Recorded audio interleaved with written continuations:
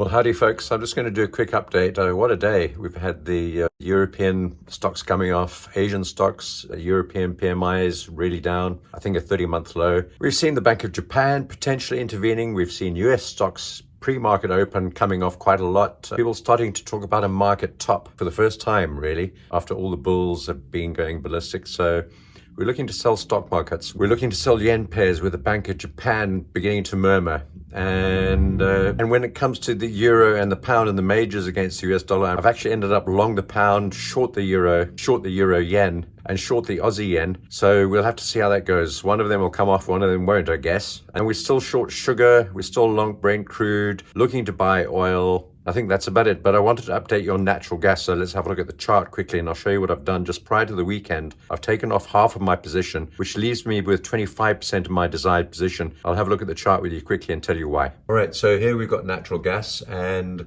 actually just in the last few minutes it's just come off. So I took off one of my long positions at about $2.60, just below there, and it's just in the last hour and it spiked back down again. That's the Black Bull 4-hour chart, my broker, and here's the NYMEX day chart, and you can see on the day chart it's just starting to look a bit ominous. This area that we're at right now is quite good resistance, and I think we might need to pull back a little bit. The reason I've closed is simply to mitigate risk over the weekend. We've had a good rally from around $2.30 up to where we are right now. We've got the weekend coming up, and the weekend gap is always difficult to predict. And next week's the rollover, so there are going to be some jitters. The rollover or contract change or roll, whatever you want to call it, there are going to be some jitters around about that. So this weekend's an ideal weekend to gap. So that's all I wanted to say on natural gas. I'm going to be doing an update on Sunday. So I've still got a quarter of my desired position on from $2.37, and I'm holding that for now. Let's see how we go over the weekend, and I'll readjust my positions next week, probably mainly after the roll, which is on the 28th. And just a quick update of what else is going on here. Brent Crude, we're long on this. It's just coming off a wee bit. With a bit of luck, we hold support. There are a lot of fund managers and banks, etc., that think we're going to be trading higher up at around about the $80 to $90 range going into the rest of this year. So with a bit of luck, we'll hold well above $64 or $65, that previous low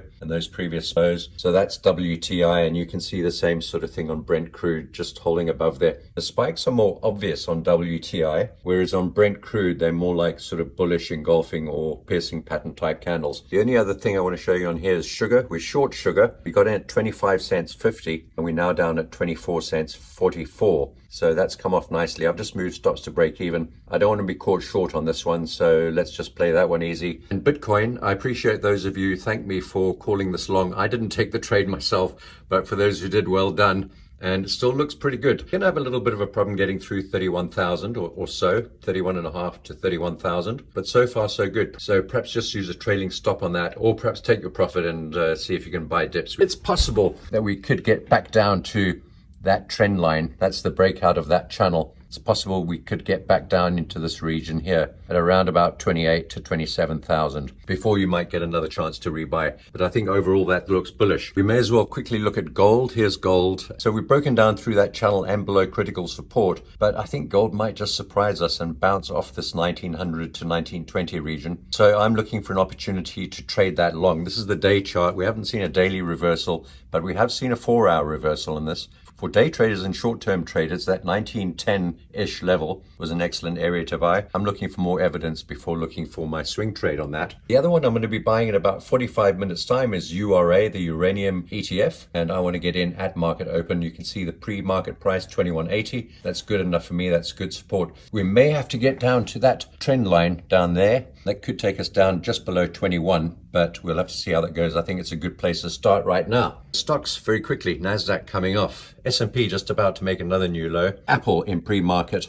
We're already short Apple. See the pre-market price is 185.60, so we're already $1.40 down on there. Nvidia just coming off pre-market price, just down $1 or $2. And Microsoft pre-market price down quite a long way. Same with AMD. So that all looks good for shorts. We'll be looking for shorts in about 40 minutes time when the market opens. And then, well, the yen pairs. Some intervention by the Bank of Japan being murmured about. Even if they just say something, it kind of moves the markets. That's the pound yen just coming off. Pound's been quite strong because of the interest rate hike, but euro yen has come off a lot. We're shorting on that. Dollar yen forming a bunch of reversal candle patterns on the 4-hour chart there.